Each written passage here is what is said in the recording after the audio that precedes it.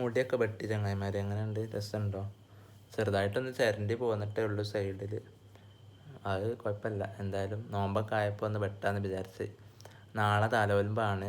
അപ്പോൾ നാളെ പലിച്ചക്ക് നീച്ചണം. നേരെ സുബൈക്ക് നീച്ചണ്ടേ. ഒരു 4 മണി 5 മണിയൊക്കെ ആകുമ്പോഴത്തേന് നീച്ചണം. 5:30 എത്തോ ആണ് സുബൈ ബാങ്ക് കൊടുക്കണമെന്ന് തോന്നുന്നുണ്ട്. അപ്പം നമുക്ക് പലിച്ച വ്ളോഗ് എടുക്കട്ടോ ഇൻഷാ അല്ലാ.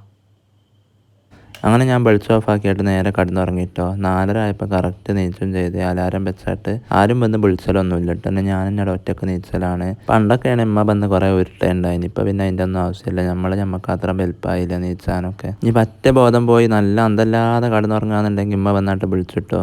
തീരെ അന്തല്ലാതെ ഉറങ്ങുമല്ലോ ചിലപ്പോൾ പണിയൊക്കെ കഴിഞ്ഞ് വന്നിട്ട്. അപ്പം അതിന് വെച്ചാട്ട് നേരെ അടുക്കളയ്ക്ക് ചെന്ന് നോക്കിട്ടോ. അപ്പം നോക്കുമ്പോൾ അവിടെ അടുക്കളയിൽ താത്തത്തൊക്കെ ഉണ്ടാക്കുന്നുണ്ട് കേട്ടോ. ചാറ്റിൻ്റെ ഉള്ളൊക്കെ റെഡി ആയി. ഇനിയിപ്പം പപ്പടം പൊരിച്ച് കേട്ടോ അവസാനം. ചോറ് പിന്നെ നമ്മൾ അന്തിക്ക് തന്നെ ഉണ്ടാക്കി വെക്കുമല്ലോ. അങ്ങനെ പിന്നെ ഞാൻ നേരെ പൽപ്പൊടിൻ്റെ ബ്രഷ് കൊടുത്തിട്ട് പല്ലേക്കാൻ വേണ്ടി പുറത്തിറങ്ങി പോയിട്ടോ. പല്ലേക്കുമ്പോഴൊക്കെ ഈ ഫോൺ ഇങ്ങനെ പിടിച്ച് ക്യാമറ എടുത്തെടുക്കുമ്പോഴേ ഒരു ഇടങ്ങാറ്. പല്ലേപ്പ് കഴിഞ്ഞ് പിന്നെ ഔത്തായിട്ട് നേരെ ഒരു ബസ് എടുത്തായിട്ട് കുറച്ച് ചോറ് വിളമ്പിട്ടോ. ഒരു കയ്യിൽ ചോറായിട്ട് വിളമ്പിട്ടുള്ളൂ. ആദ്യത്തെ പലിച്ച തന്നെ ആയതുകൊണ്ട് ഈ പലിച്ചക്ക് അല്ലെങ്കിലും നമ്മൾ വിചാരിച്ചതിനടി എടുത്ത് തിന്നാൻ കഴിച്ചൊന്നുമില്ല. ചിലവർക്കൊക്കെ ഒരു വിചാരമുണ്ട് നമ്മൾ കുറേ അടന്തി കെട്ടിയായിട്ട് നോമ്പോലിക്കണം. പിന്നെ നേരത്തെ കഞ്ഞിൻ്റെ വെള്ളം താളിച്ചതും ഉണ്ടായിരുന്നു കേട്ടോ. കഞ്ഞിൻ്റെ വെള്ളം തക്കാളി താളിച്ചതും ബീട്രൂട്ടും ഉള്ളിയും കൂട്ടാനും കേട്ടോ. അതിൻ്റെ ഇടയിൽ കൂടെ നോക്കിയാണ് ഏട്ടൻ്റെ കുട്ടി നീച്ചെന്നായിട്ട് ചോറ് വെച്ചത്. നോമ്പ് എന്നൊക്കെ പറഞ്ഞാൽ എത്തോ വലിയ സംഗതിയാണ് വിചാരിച്ചിട്ട് അയറ്റക്കൊക്കെ ഒരു ഊറ്റാണ്. അങ്ങനെങ്കിലും തിന്നുകയാണെങ്കിൽ തിന്നോട്ടെ. അല്ലെങ്കിൽ 4 പറ്റിയ കോഴിക്കൾ കൊത്തുന്നേരി കൊത്തുള്ളൂ. അങ്ങനെ ഞാനും ചോറയിപ്പ് തുടങ്ങിയിട്ടോ. പപ്പടത്തിന് വലിയൊരു മുടൊന്നും ഇല്ലാന്നിട്ടൊരു സുഖമില്ല കേട്ടോ. വെച്ച് പണ്ടേ നല്ല മുടുള്ള പപ്പടാട്ടം വേണ്ടി.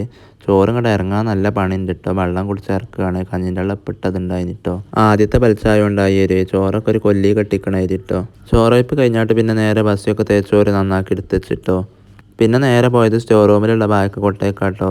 അധികം പോത്തിട്ടൊന്നുമില്ല കേട്ടോ. ബാഗക്കഞ്ഞും പോക്കാണ്ട് ഏതായിട്ട് ഉള്ളേന്ന് പോത്ത് നോക്കിയായിട്ട് 2 കൂടി ഇരിഞ്ഞിട്ടാ പെടലിമെന്ന്. അപ്പോത്തിന് താത്തവിടെ കട്ടൻ ചായൻ്റെ വെള്ളം ഉണ്ടാക്കി വെച്ചിട്ടോ. അങ്ങനെ അത് നേരെ ഒരു ഗ്ലാസ്സൊക്കെ പാർന്നിട്ട് പിന്നെ അവൻ കുടിച്ചിട്ടോ. നല്ല ചൂട് കട്ടൻ ചായയും ഇതേപോലെ പോത്ത ബാക്കിട്ടോ. അധികം പോപ്പാഞ്ഞിട്ട് പല്ലുമലൊക്കെ ഒരു കറുത്തനായിരുന്നു കേട്ടോ. എന്നാലും തിരക്കടില്ല. ഈ ബായക്ക പള്ളക്കൊക്കെ നല്ല സുഖമാണ്. പിന്നെ നേരെ പല്ലും തൊള്ളിയൊക്കെ നന്നാക്കിയിട്ട് റൂമൊക്കെ ആയിട്ട് മുസാഫെടുത്ത് വെച്ച് കുറച്ച് നേരം ഓതിട്ടോ.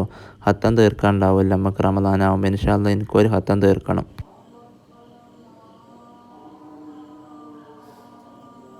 പള്ളിയിൽ നിന്ന് ബാങ്ക് കൊടുക്കണ കേട്ടാട്ട് പിന്നെ നേരെ മുസാഫ് പൂട്ടിയെടുത്ത് വെച്ചിട്ടോ. പിന്നെ നേരെ നമ്മളത് ആയുരത്തെ പള്ളിക്ക് സുബഹിസ്കരിച്ചാൻ വേണ്ടി പോയിട്ടോ. പിന്നെ നീയത്ത് അന്തിക്ക് വെച്ചിട്ടോ.